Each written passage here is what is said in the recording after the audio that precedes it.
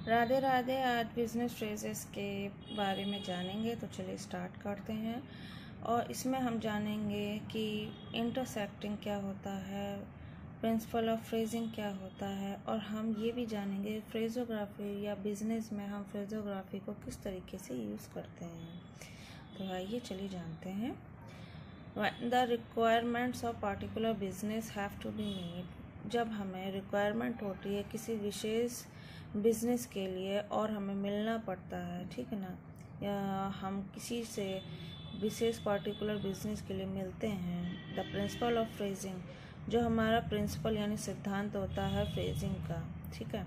And intersection का देखिए मतलब होता है कि कोई भी फ्रेज अगर बड़ा है और उसको काट के लिखने के लिए कोई दूसरा शब्द यूज़ करते हैं, ठीक है ना, यानी कि कोई भी स्ट्रोक को दूसरे स्ट्रोक से विभाजित करते हैं तो उसको इंटरसेक्टिंग भी कहते हैं, ठीक है। अगर ये भी जहाँ पे ज़रूरी होता है उसको हम बिजनेस में फ्रेज के साथ यूज़ करते हैं। इसका भी एक सिद्धांत होता है, ठीक है।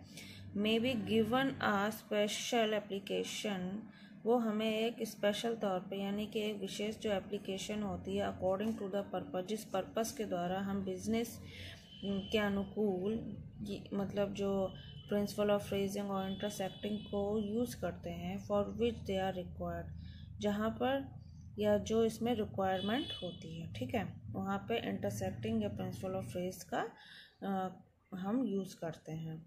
दस while in A journal science, इस प्रकार ये जो जर्नल साइंस, जैसे मान लीजिए P intersected indicated the word party, ठीक है। जिस तरीके से जो जर्नल साइंस में मान लीजिए पी हो गया, intersected indicate the party, the world party, ये इंडिकेट करता है पार्टी वर्ड को, ठीक है। It's may be use to represent the word policy, ये जो पी शब्द है ये देखा जाए तो वर्ड पॉलिसी को भी रिप्रेजेंट करता है, ठीक है। इन एन इंश्योरेंस ऑफिस में, and the world pump in engineer office, और ये वर्ड जो है, ठीक है, इंजीनियर ऑफिस में, जो इंजीनियर्स के ऑफिस होते हैं, देखिए तरह तरीके के ऑफिस होते हैं जहाँ पे एक स्ट्रोक को तरह तरह से यूज़ किया जा सकता है अलग अलग वर्ड में या उस वर्ड को बनाने में, ठीक है। ये हमारा सेंस होता है कि हम उस वर्ड को किस तरीके से कहाँ पे यूज़ करते हैं, किस ऑफिस में, किस स्थान पे और कैसे। Thus, allocation of a special meaning to an alphabetic stroke and the further application for the rules of phrasing are set out in the following lists। देखिए यहाँ पे कई सारी लिस्ट दी गई हैं जिसमें हम जो फर्दर एप्लीकेशन होती हैं, मतलब आगे की जो भी एप्लीकेशन होती हैं, अल्फ़ाबेटिक स्ट्रोक होते हैं, ठीक है। तो यहाँ पे दे रखा है this allocation of A special meaning, ये जो एलोकेशन होती है यानी कि ये जो एक तरीके से बताया गया है इसमें alphabet to an alphabetic stroke and further application of the rules of phrasing are set out in the following list. यहाँ पे लिस्ट दी गई है, ठीक है, जो अलग अलग तरीके से स्पेशल मीनिंग हो गई किसी भी तरीके की, अल्फ़ाबेटिक स्ट्रोक हो गया, ठीक है, और फर्दर एप्लीकेशन के लिए जो रूल्स होते हैं फ्रेज का, ठीक है, उनको क्या इस लिस्ट में दिया गया है। The following are intended to suggest similar phrases to be meet with the various branches and of business.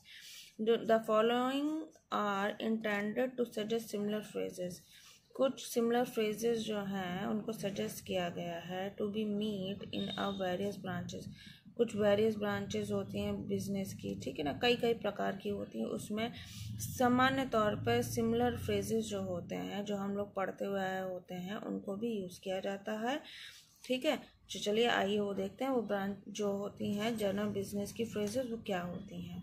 ये देखिए, ये कुछ बिजनेस के फ्रेजेस हैं, जैसे कि अकाउंट सेल्स हो गया आपका, एडिशनल कॉस्ट हो गया आपका, एडिशनल एक्सपेंस हो गया।